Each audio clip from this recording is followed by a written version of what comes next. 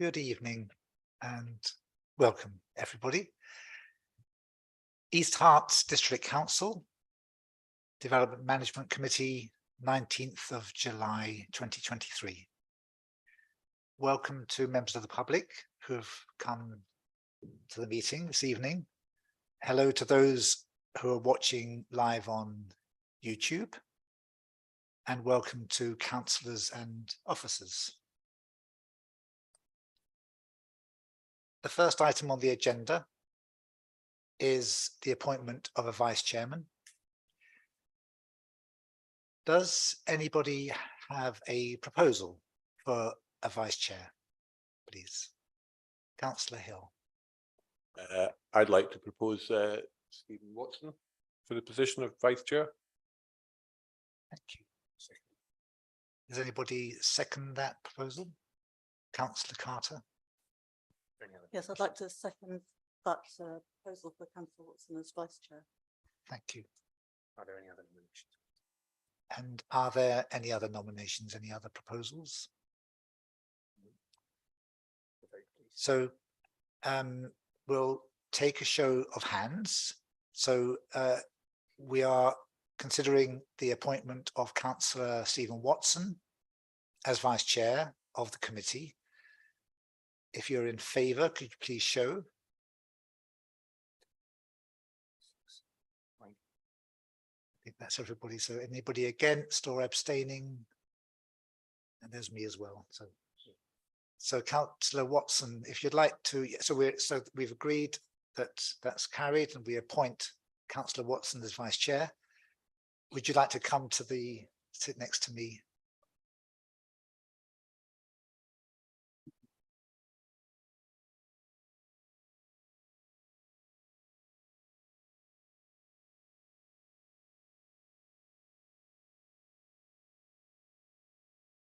Oh, I should have said bring your name plate as well. Yes.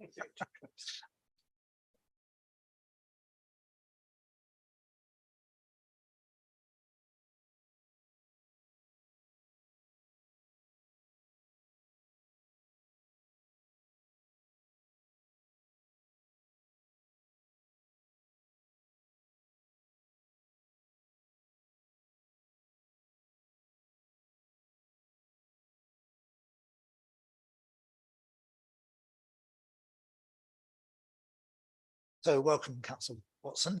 As well as being a member of the committee, please prompt me whenever I'm missing something. The second item on the agenda is apologies for absence. Do we have any apologies? Yes, Chairman. We've had 4 from Councillor Dunlop, Councillor Holt, Councillor Burt and Councillor Marlow. Councillor Bull is substituting for Councillor Holt and Councillor Smith substituting for Councillor Burt. Thank you. Thank you very much. Item 3 is Chair's announcements. This is the first formal meeting of the new Development Management Committee. I'd like to thank Councillor Bob Deering, who was the past chair, and Councillor Tony Stowe, who was the vice chair. Councillor Deering thanked all the previous members of the committee at the last meeting. Secondly, can I remind members to use the microphones, to switch them on and to sort of speak quite close to them, because we are webcasting and also it helps us hear each other. Thank you. Item 4 is declarations of interest. Are there any declarations of interest, please? Councillor Watson. I have 2 children at Simon Bowles School, so that might be relevant.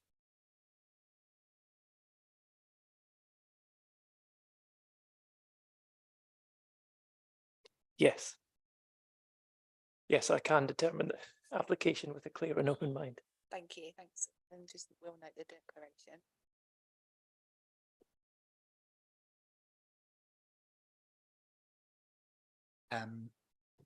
So we go on to item 5, which is the minutes of the meeting on the 5th of April 2023. You have before you on pages 6 onwards the minutes of the meeting in April. That's obviously before the election. First of all, are there any amendments to those minutes? Councillor Devonshire. Can I just make an observation that there was only one member of this committee that was at that meeting? Thank you. Thank you.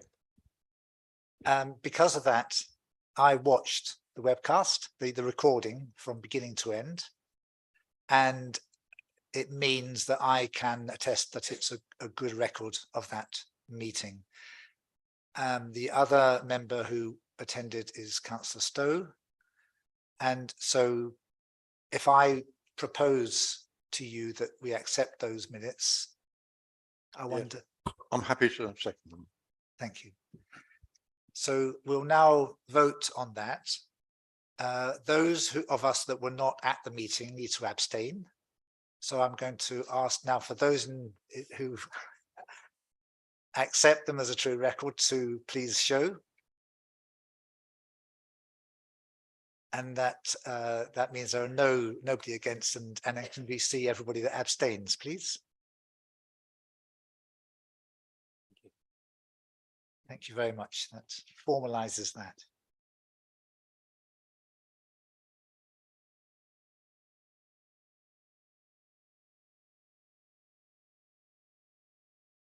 Item 6.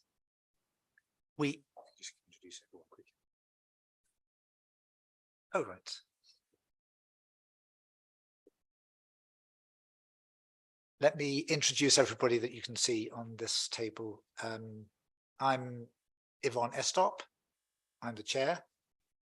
The staff that we have here are Maya Cullen, planning officer, and Richard Freeman, and Victoria Wilders, who is the legal services manager, and Peter Mannings, who is the democratic services manager. And I'd also like to introduce the council's executive member for planning and growth, Councillor Vicky Glover Ward, who won't be taking an active part in this meeting, but is here in an observing capacity.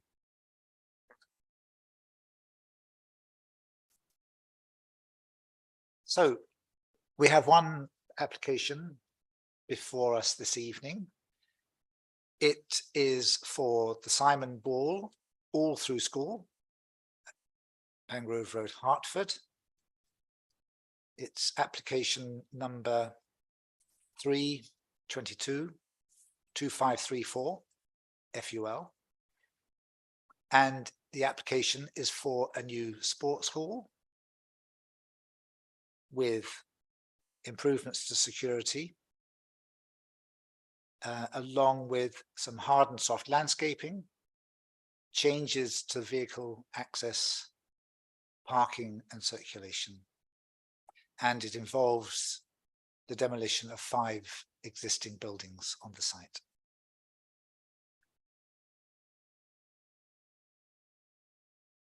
So could we hear from the planning officers, Maya Cullen and Richard Freeman, please? Thank you, Chair. The application site lies within Hertford as outlined in red on the map and forms part of the Simon Ball All Through School, which is both a primary and secondary school. The area outlined in blue on the map is the wider school site. The site lies adjacent to the Hertford Conservation Area, which runs parallel to Mangrove Road to the west of the application site, and this will be discussed in another slide. The site is considered to be in a sustainable location within walking distance to Hertford Town Centre and public transport facilities by way of buses and Hertford East Railway Station. As you can see from the map, the site is located within the Metropolitan Greenbelt on the boundary between the urban area of Hertford and the Greenbelt, which is shown in green on the map. The boundary of the Hertford Conservation Area runs to the west of the application site. This is highlighted by the red line to the left of the map on the screen. The red shaded area also shows the extent of the area of archaeological significance, which is partly within the south of the application site. The yellow area outlined in the map shows the Grade 2 registered park and garden of Balls Park. And there's also a number of pink buildings which are shown on the map, which include a number of Grade 2 listed buildings and the Grade 1 listed mansion, Balls Park Mansion. As the proposed building would be viewed from the surrounding area adjacent to the conservation area, the listed buildings and Balls Park, it is considered to affect the setting of the above designated heritage assets. The council conclude that the proposed development would have a neutral impact on the setting of the Hertford Conservation Area, as it would be set back from the front boundary within the site and partially screened by existing trees along Mangrove Road. It would be visible from within the conservation area. However, it would be read in the context with other school buildings within the wider site and would be sensitively designed. The council conclude that the development may impact on heritage assets of archaeological interest, and as such, a condition is recommended for the submission of a written scheme of investigation for archaeological monitoring and recording within the area of archaeological significance prior to the commencement of the development. The council consider there will be no harm to the setting of the listed buildings or the registered park and garden. Views of the sports hall from within the park and from within the park which run to the southeast of the site, which is that green path shown on the plan. So the views from that pathway would be limited, and whilst there would be some glimpses of the sports hall, again, we feel that they would be read in conjunction with the other school buildings within the site. Turning to the proposed development, the buildings that are to be demolished are outlined within the gold circle on the plan. The buildings are located to the front of the site and serve classrooms and storage buildings, all of which are single story in height. The proposal also includes the removal of 5 trees which are outlined in green on the plan, 1 category B tree of moderate quality and 4 lower quality trees. The council's records indicate that only one of the classrooms to be demolished has permanent planning permission and the rest are temporary buildings. As well as the parking to the front of the site, so as you can see on the plan, there's also an additional area of parking which is to the southeast of the buildings that are to be demolished towards the side rear of the application site. Slide, please. So here are some photographs of the application site. So the top left photograph is viewed from Mangrove Road, looking towards the front of the site and where the buildings to be demolished are located. The bottom left photograph again shows the buildings that are to be demolished taken from the car park area. The top right photograph is taken from the front car park within the application site, looking out towards Mangrove Road and towards the buildings within the conservation area. And lastly, the bottom right photograph is the additional parking area to the side of the site, which is to be expanded as part of the development. The new sports hall would be located to the front of the site where the buildings are to be demolished are currently sited. So the building would be just under 12 metres in height and includes a new reception area and administrative area to the front for the school. The school has outlined some security and safeguarding issues with the existing location of the main reception being further within the site, meaning that visitors have to walk through the site to get to the main reception. So just for clarity.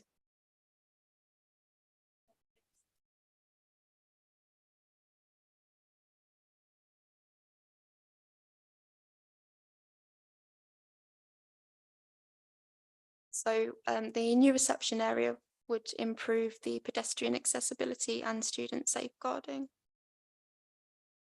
There are single-storey elements to the building as well. These are located to the front and to the side of the site, which would create subservience when viewed from the conservation area. The landscaping proposals include the creation of a new calm garden, and 14 new trees would also be planted within the site as shown on the plan. These are to the left of the new sports hall within the calm garden and to the new additional parking area in the corner. So some of the parking area to the front of the site would be lost to accommodate the new sports hall, but this would be moved further within to the additional parking area, so there'd be no overall loss of parking.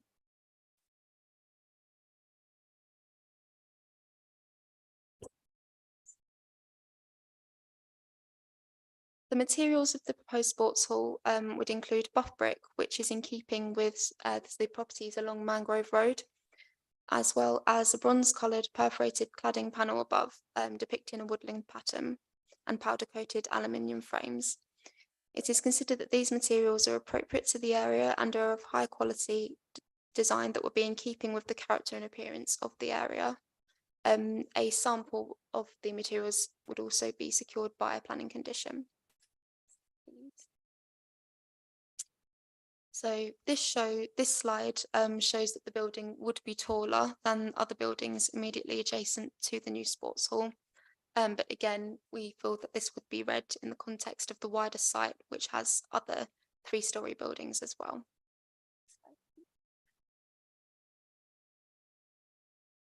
The wider site's already in educational use, and as such, the expansion of an education facility is acceptable in principle.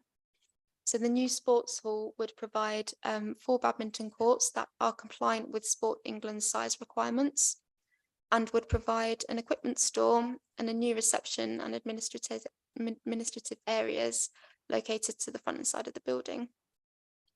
So the school has identified a need for a new sports hall, as the existing hall is unable to host all home fixtures, meaning that pupils have to travel to a school in Ware for some sports fixtures. The capacity report conducted in March 2020 concluded a deficit in existing hall, dining and PE space. So the addition of the new sports hall would have sustainability benefits, as the students would not have to travel to Ware for some fixtures, and the hall can also accommodate exams during the exams times. Another benefit of this is that the wider community could use the sports hall outside of school hours.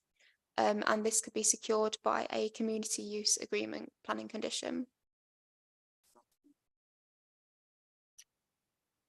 So in terms of Greenbelt, the new building would be materially larger than the building which it would replace, with a volume increase of 2,187%. This is based on the permanent building compared to the existing permanent building. So as such, the development would result in inappropriate development within the Greenbelt. With regards to openness, the increase in footprint from the existing building would increase the built form on site, and there would be some spatial harm to the openness of the Greenbelt. With regards to visual harm, the most likely visible views would be from Mangrove Road and from the private or from the track to the south of the site as well. So the building would be more visible than the existing structures due to the height increase from the existing.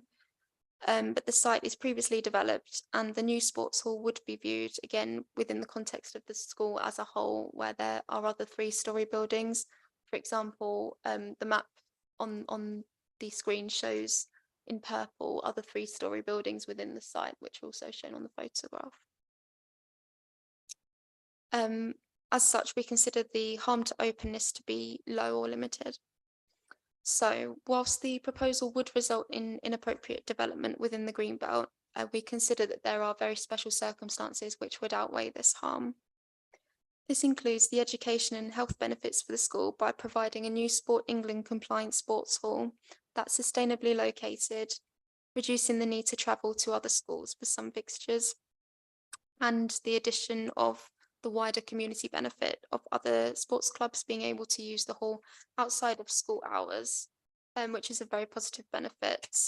So this, along with the educational and health benefits for the school, we consider this outweighs the harm to the Greenbelt. With regards to parking alterations, there are 11 pickup points proposed, which are highlighted in yellow to the front right-hand side, just on the plan. 4 electric vehicle charging points are proposed, as well as a space for deliveries and minibus parking. 12 cycle parking spaces are also proposed, and these will be secured by a planning condition. These are shown in orange on the plan and are located to the front of the sports hall. So like I previously stated, any loss of parking to the front of the site would be accommodated to the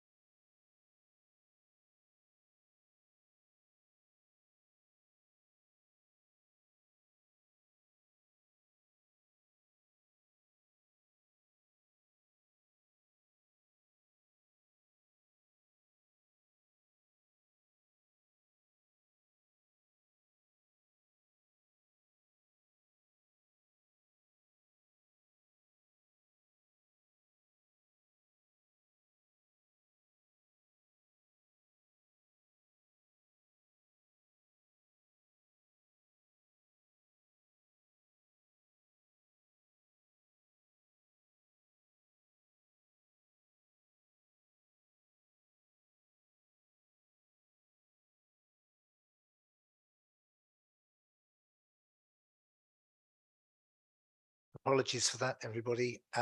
So Maya, could you carry on? Thank you.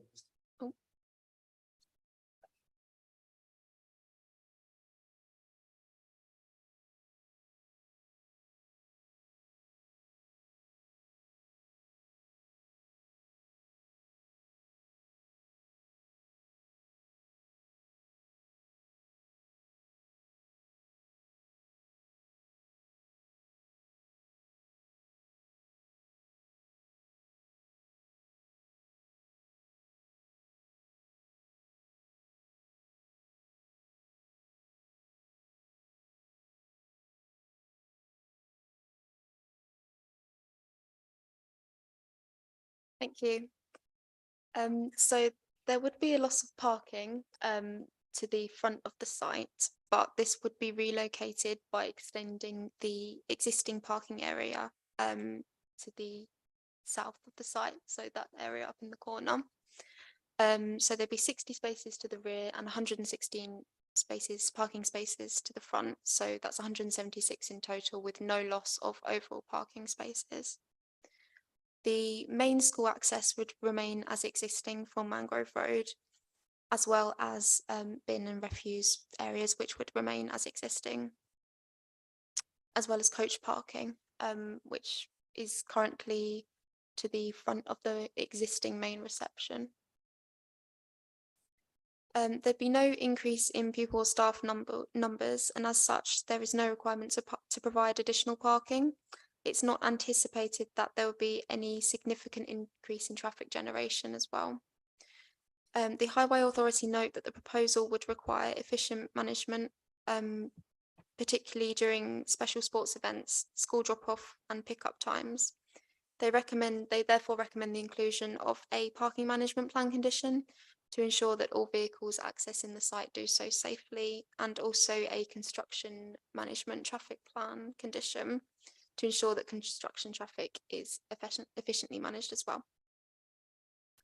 With regards to sustainable travel, a school travel plan has been submitted, which includes initiatives such as providing maps showing local walking and cycling routes and places of interest, providing details of public transport services, including timetables and routes, and encouraging staff to car share.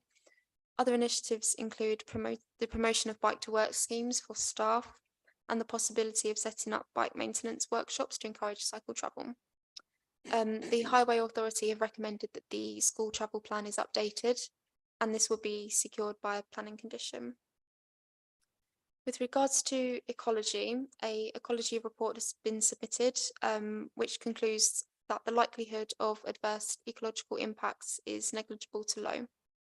The report does suggest a number of reasonable precautionary measures to ensure that legally protected species are not harmed.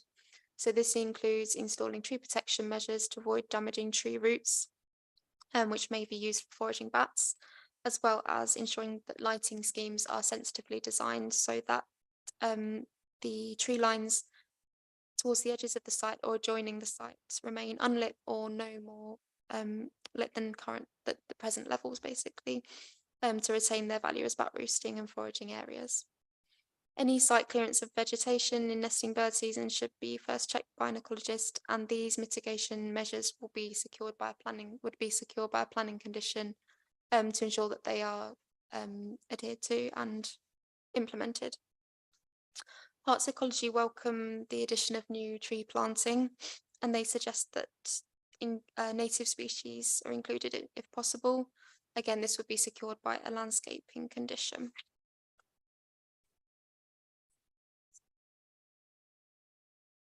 So the building would incorporate sustainable technologies through a fabric-first approach, such as passive ventilation, low energy lighting, and air tightness and permeability improvements, as well as the use of renewable technologies such as solar panels and air source heat pumps. In addition, the building's thermal performance would exceed the 2013 Part L building regulations by approximately 27% and would meet current updated 2023 building regulations. So a condition would be added to ensure that these measures are secured, and details of the design and construction of the building are submitted to demonstrate how the design, materials and operation of the development makes reductions in the use of embodied carbon in the development and minimises overheating in the summer and reduces need for energy demand in the winter, and water demand as well. With regards to flood risk, the site is in flood zone 1, which is of a low probability of flooding or low risk of flooding. Sustainable drainage systems have been included, which include permeable paving to the areas to the north of the new sports hall, an underground water storage tank, the retention of the existing porous car park, and flow control manholes as part of the drainage strategy. In addition, it's considered that the development would achieve appropriate runoff rates and surface water would be discharged into the sewer along Mangrove Road. The Lead Local Flood Authority is satisfied that the proposal would not increase surface water flooding, subject to the development being in accordance with the submitted documents. So this includes the flood risk assessment, surface water strategy, and the sustainable drainage report, as well as the updated technical note addendum, as well as the submission of a construction phase environmental management plan to ensure the construction of the site does not result in any flooding both on and off site, as well as drainage details being provided and the management and maintenance of sustainable drainage following the completion of drainage works. So this again would be secured by a planning condition. To conclude, in order for the sports hall to be Sport England compliant in size, the hall must be of the proposed height. The addition of the new building would improve sports facilities at the school, but would also improve site security and pedestrian accessibility within the site, providing the school with a main reception that's more easily accessible to visitors being located towards the front of the site.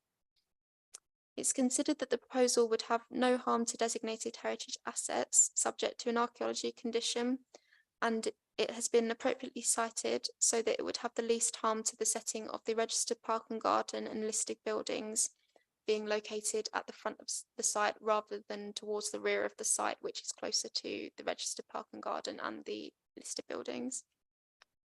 Whilst the development would result in an appropriate development within the Greenbelt and would have some limited harm to openness, we feel the education, health and community benefits of providing a new appropriately sized and sensitively designed sports hall, which would be used by the wider community, is considered to outweigh the limited harm to the Greenbelt.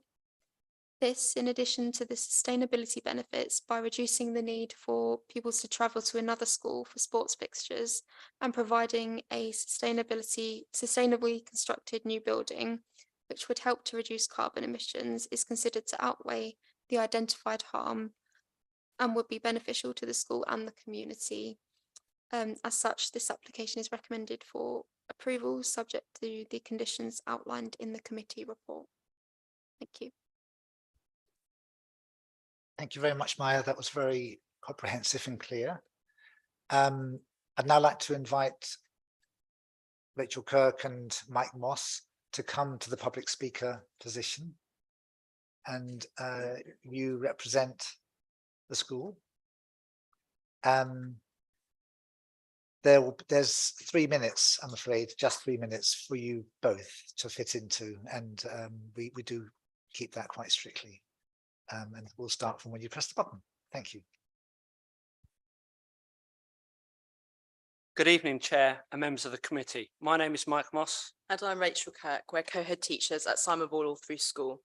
Simon Ball was built almost 70 years ago to accommodate 450 secondary students. It is now a heavily oversubscribed Ofsted Outstanding All Through School for almost 1,600 students.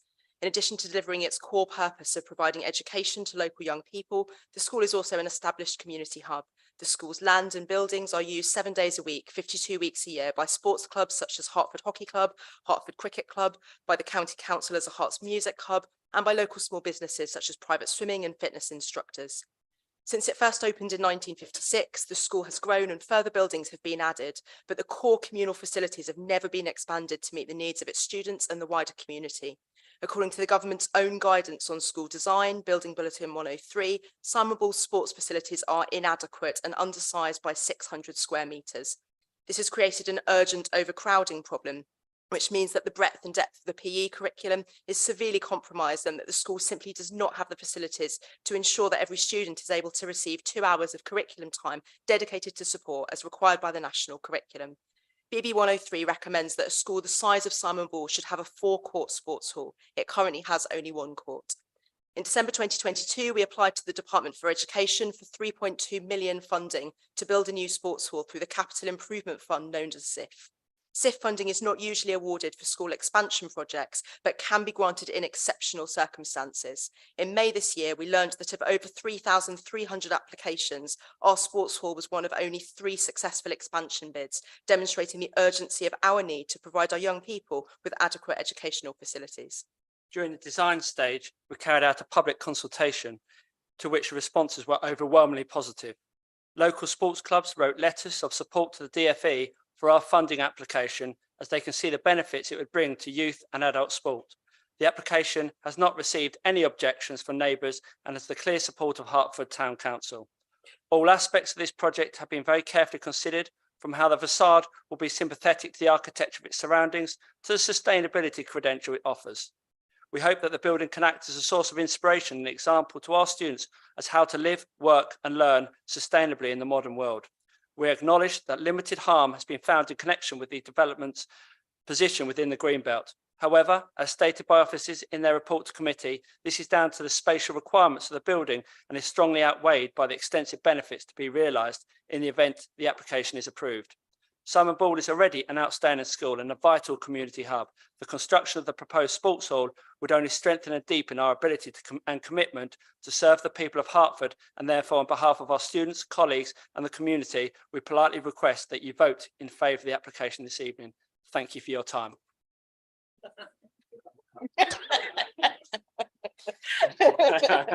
Thank you very much, Ms. Kirk and Mr. Moss. Thank you.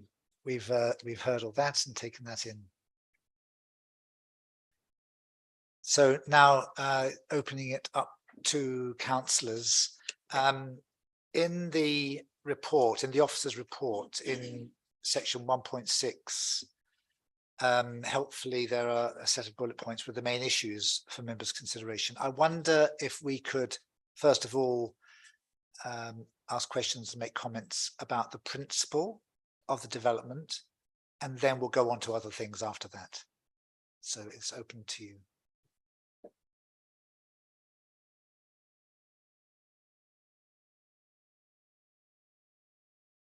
Councillor Stowe. Yeah, I would like to ask a question, but I'm not necessarily going along with what you've asked for, because I think it's important we get some questions out. I'd like clarification on 5.7. That's where the Conservation and Urban Design team mentioned about the grass areas in the new parking areas having trees and shrubs. Now, can you clarify? I couldn't find it anywhere in the conditions, and on the 5.7 it finishes as currently shown, so you can correct me on that. And the other points on 5.9, that's the landscape officer is asking for tree surrounds in the car parking areas, and you've mentioned you're going to have permeable paving, so that's fine. And could you please clarify those points? Thank you.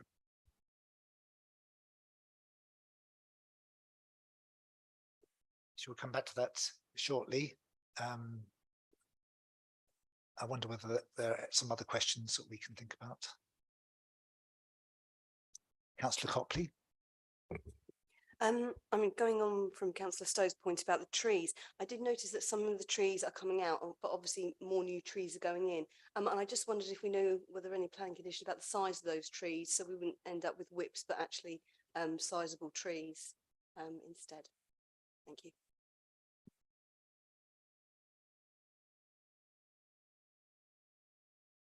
Councillor Smith. Thank you, Chair. I just had a query. I noticed that there is a proposal for 12 cycle spaces. I wondered if that was in addition to existing or if this is going to be 12 in total. Thank you.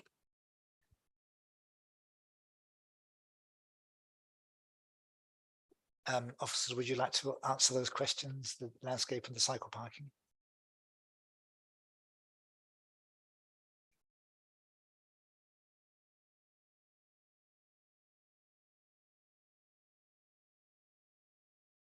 So with regards to the 12 cycle parking spaces, these are in addition to the existing cycle parking at the school.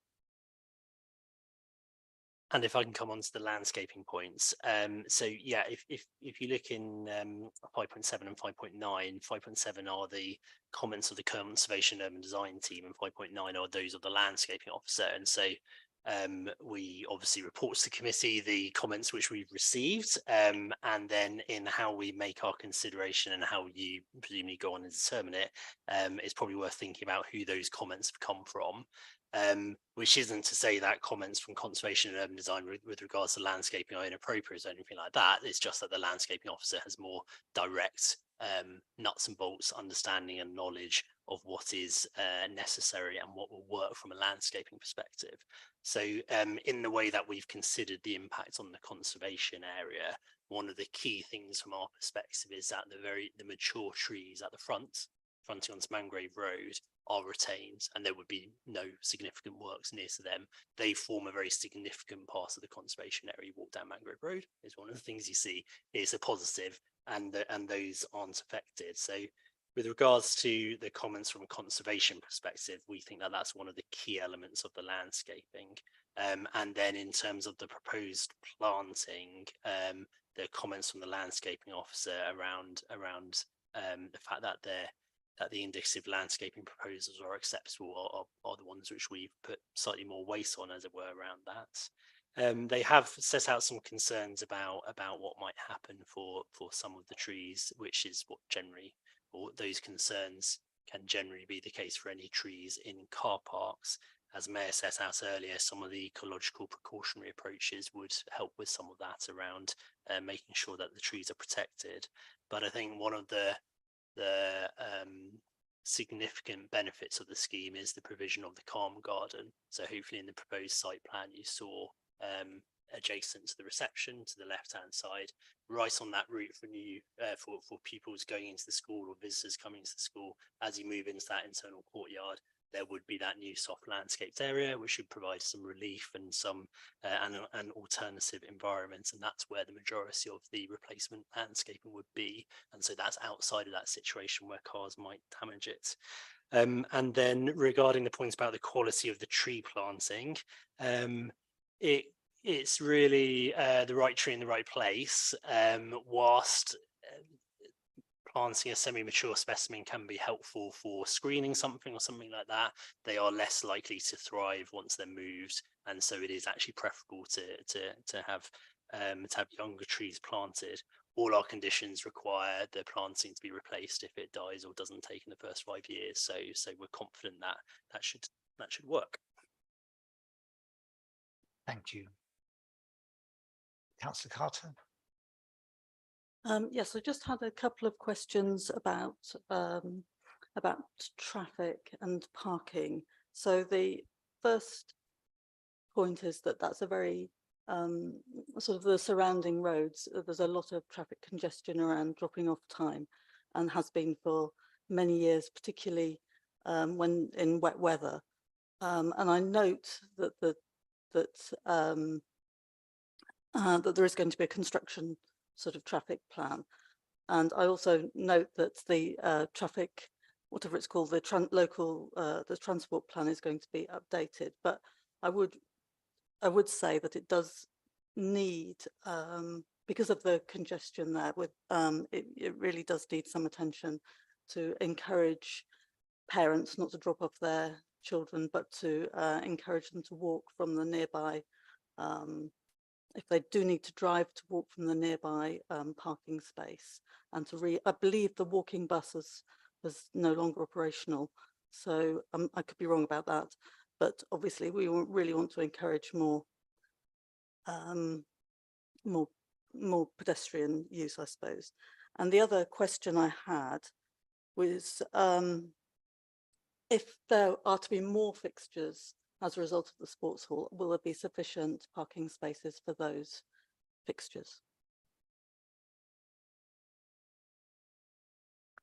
The application includes a requirement for the school to produce a travel plan, although although we're only thinking about the new development of a hall and reception right now, there is that requirement. I wonder if officers could add to that, and also take up the point about whether there's sufficient parking for use of the hall by the wider community. Yes, so in terms of the parking spaces for the use of the hall for the wider community, this would likely be outside of school hours. So there would be, an acceptable level of parking spaces remaining outside of the school hours with less staff and students there. With regards to traffic congestion, so yes, a sustainable travel plan will be updated and secured by condition, which would promote sustainable travel by promoting the local bus routes. Again, so that's something that the Highway Authority have recommended, but we don't anticipate that there would be any significant increase in traffic generation or traffic movements, because obviously some of the fixtures are being held away from in another site in Ware, so it was sort of balance itself out really. And again, yes, a construction management traffic plan would be conditioned so that details of construction vehicle numbers and types of vehicles likely and the parking for construction vehicles would be shown in a document on a plan that would have to be discharged prior to the commencement of the development. Thank you. I suppose my point is that perhaps I think that the current, not that this, I think this would make anything any worse, but that the current situation needs addressing. Councillor Hill. Hi there. I was just wondering, Simon Ball's very hemmed in with the 414, and cycling to it's very difficult. It's all by underpass. Is there any consideration to increase or make a better cycleway to the school as part of the development? And secondly, there's quite a lot of car parking spaces. Is there any consideration of actually putting them under sheltered PV covered parking bays, which would add the addition of extra PV cells and also keep the cars cool in summer? Sorry, Councillor, could you just say that last point again? Is there any consideration to install parking bays that are covered in photovoltaic cells? You can get parking bays that now have that, which has a double benefit of it generates electricity and it keeps the cars cool in summer. So that might be that's a very good suggestion which the school can take away. Yeah, We don't have, it's not necessary to add that to this to make it acceptable, I think, but that is it's a suggestion. It is just a suggestion. And your point about the cycle route to the school, the council's embarking on a local cycling and walking plan, and that's the sort of thing that we want to make sure we cover. So where there are routes that are used and can be used, and we want to incorporate that.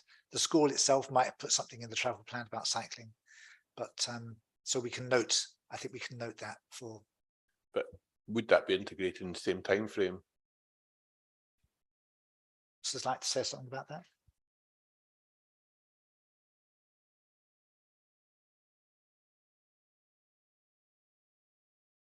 So that it's considered that the trips generated as part of this application wouldn't be significant.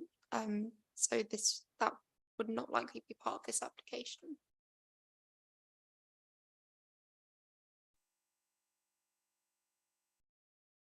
Councillor Buckmaster. Thank you, Chair.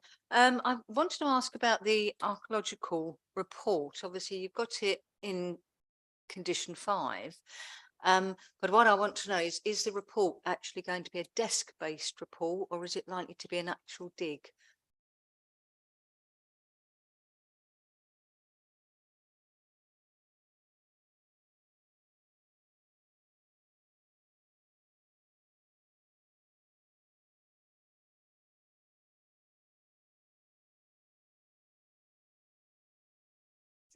Is there an answer to that question?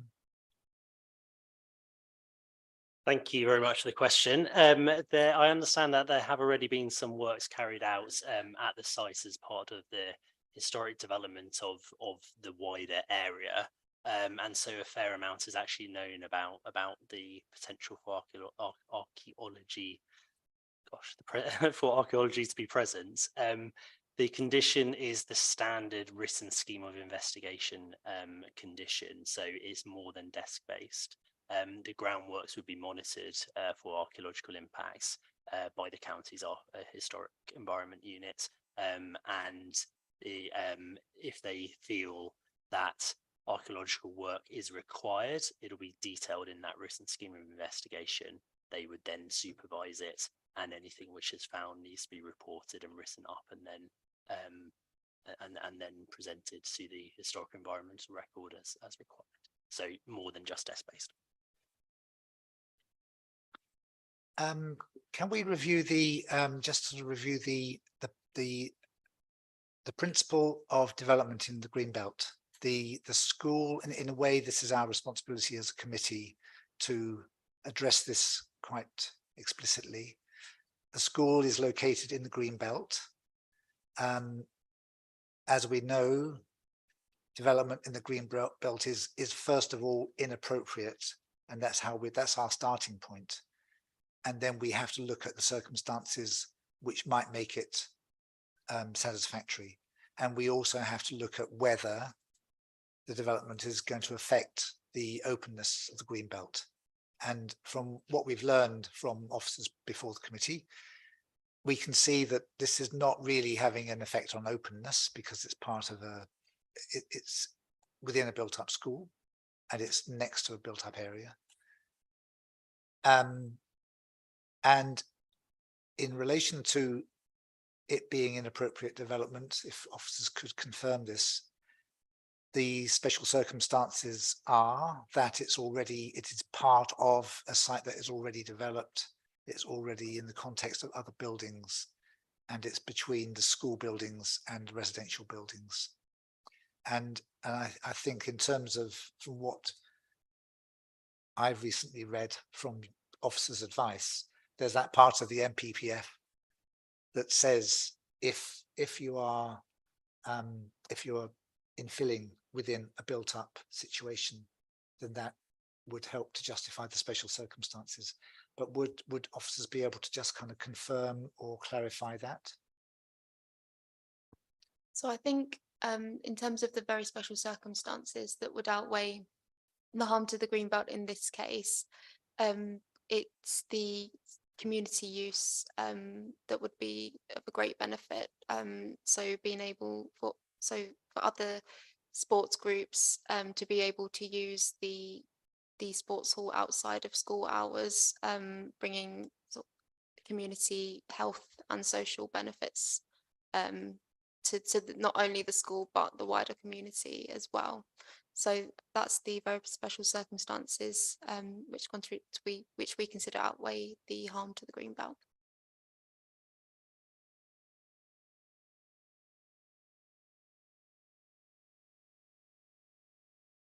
Smith. Thank you, Chair. I would be in complete agreement with the report and with the officer's view. I'd really like to thank Mr. Moss and Mrs. Kirk for the sort of passionate case that they've put forward for this. And I think that as much as the officer's report has really kind of clarified in my head the benefits that this will bring. And I am convinced that those benefits are sufficient to outweigh the concerns that there are regarding the greenbelt. Thank you, Councillor Smith. Could I ask for a couple of sort of confirmations about a couple of the conditions? So this is not challenging, but I think just to bring to light, really. One of the conditions, number 3, is about materials. And the building is very clearly an architect design building. It's been designed very carefully, where the bulk has been divided up into a grid. There's a texture. And so the importance of this condition is alongside the fact that that's the architectural design that is being approved, and there's another condition that says it has to be built in accordance with the approved plans. So it's consolidating that. Yeah, so condition 2 of the recommended condition 2 is that the development would be built in accordance with the approved plans, which show the elevations of the building.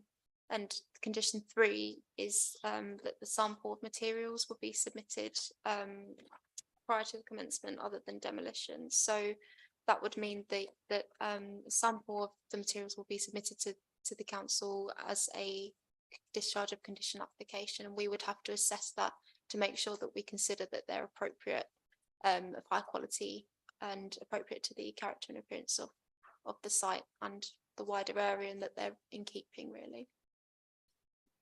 Thank you. Condition 7 and condition 10 are both now very important in relation to nearly every planning permission. Condition 7 is all about minimizing climate impact, and it covers a lot of things. It's reducing the amount of embodied carbon. It's minimizing overheating. I mean, this is calling on the applicant and the when the building is done to do these things. Reducing the need for heating, reducing energy demand, and reducing water demand. So this is actually seeking the best practice for those climate impacts. Is that correct? Yes. Councillor Watson. Could I come in on that point of the loss of the grey water storage? And I understand that's now been moved to an aspiration that the school might want to add at a later date. Is that right? And I wonder if that remains viable post-construction. You know, is it something that is just been dropped and is unlikely to come back, or is it really on the cards? And Councillor, could you explain what grey water is, please? It's basically collecting any water. It could be, you know, it's got a flat roof, a large potential collection of water there, that could then be used for flushing toilets in the. I noticed there's a bank of toilets in the new building, for example, and you would reduce water demand, and it would also reduce load on the drainage system.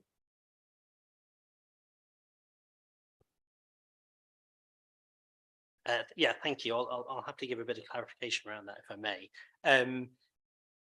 Grey water harvesting, as you set out, is very useful to reduce the need for mains water, and also as a way of dealing with some surface water runoff. But the way it's considered in flooding, it can be a bit unusual, because it very much depends on the detailed design of the system and the availability of that rainwater, or whatever it is which you're using to be used in the systems within the building or the proposal, and so it's not always available. And so to be clear, that grey water system has been removed from the surface water drainage strategy, because the Lead Local Flood Authority, who are the experts in it, cannot be confident what impact it would have in terms of managing flood risk. So effectively what the applicant's done is said, okay, leave that aside. This is how the surface water still gets dealt with, to show that it can be done. I also understand that there are some intricacies for the applicants around how these things are funded, which may have an impact on whether or not that can be delivered. We understand that it is still the intention of the applicant to do it. It would obviously be one of the measures which goes to condition 7 around the sustainability of the building. But it is fair to say that it is an aspiration only, because there are a few unknowns around some of that, but we understand that the school very much does want to include that. And just as a general point, it's quite common that at this stage in the development process, that a builder, developer, an applicant may not know exactly what technologies they're going to do. They need to do a lot of detailed design work, technical design work, post-planning. You don't always do all of that until you got your planning permission, because it's very expensive. So that's why a condition like condition 7 allows us to be satisfied that there's enough sustainability measures baked into the scheme around meeting the current building regulations, which are much more stringent around this than when the plan policy, the policy and the plan was written, but does allow that later design work to finesse it. Thank you. That's very clear.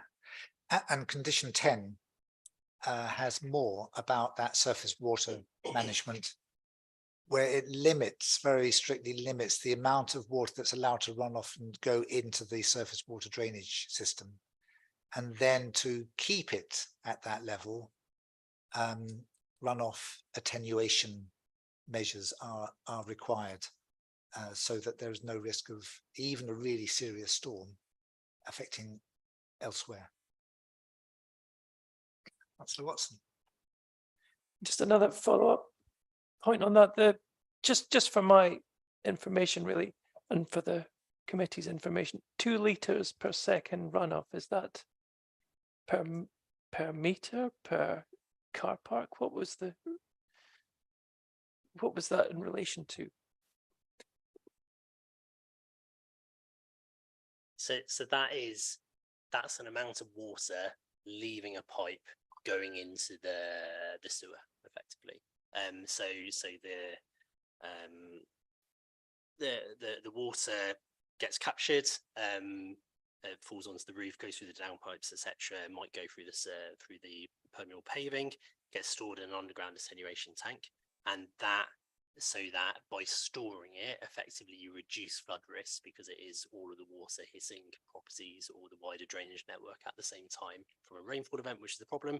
And so you store it and then you release it at a rate, 2 litres a second in this instance, which is slow enough that it doesn't affect that wider flooding off-site.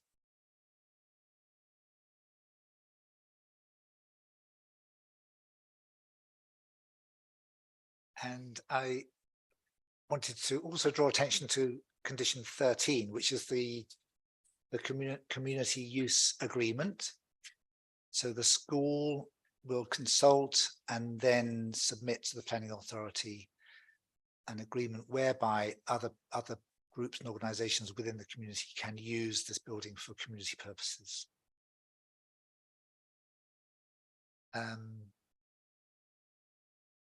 So Councillor Smith. Thank you, Chair. Can I just ask a question about condition 16, which is about bat and bird boxes?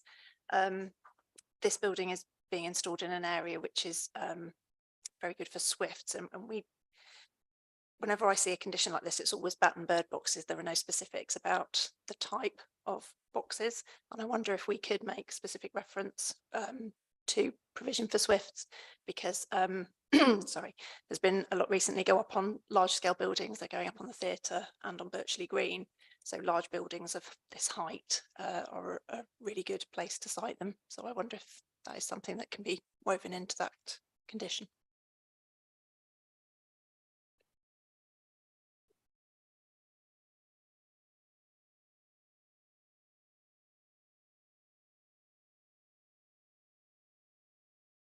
Yeah, sorry, we're just checking what the comments we received from the Wildlife Trust were.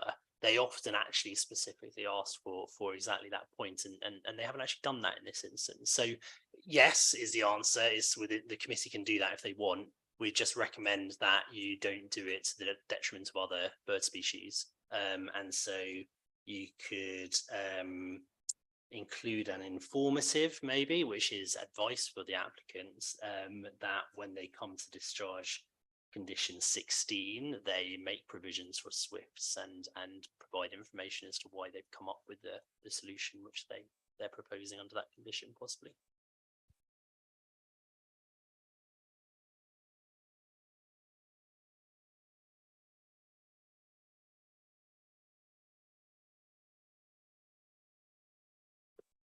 So members, I wonder if we are now able to receive a proposal for deciding on this application in front of us. I think we have one small change, which would be to that condition, the possibility of including swifts in that biodiversity as an informative. Thank you. Would a member like to propose? Councillor Stowe. Yes, happy to propose it as written in the document, plus the requirement informative for the swift boxes. Thank you.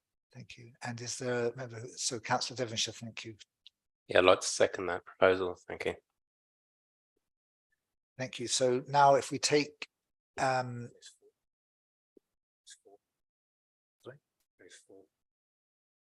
those, yes. So could we see those members who are in favour of the recommendation with the conditions and that small change, please?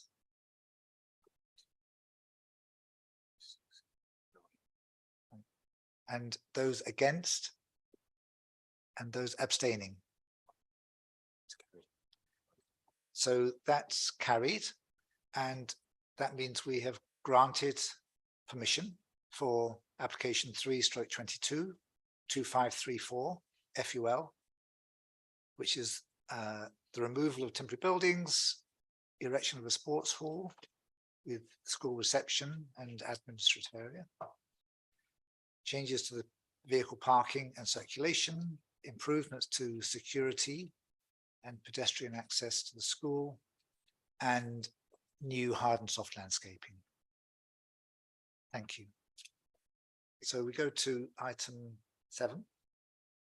And these are items for noting. And first of all, it's the appeal decisions.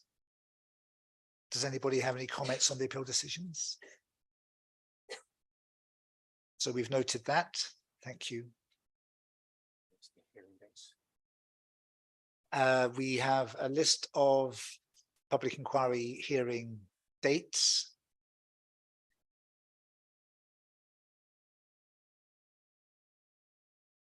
And we note those. Thank you. And the third one is, what is the third one? The statistics. Does anybody have any observations about that? So that's noted. Thank officers for that information. Thank you. And thank you for your work on appeals. Item 8, is there any urgent business?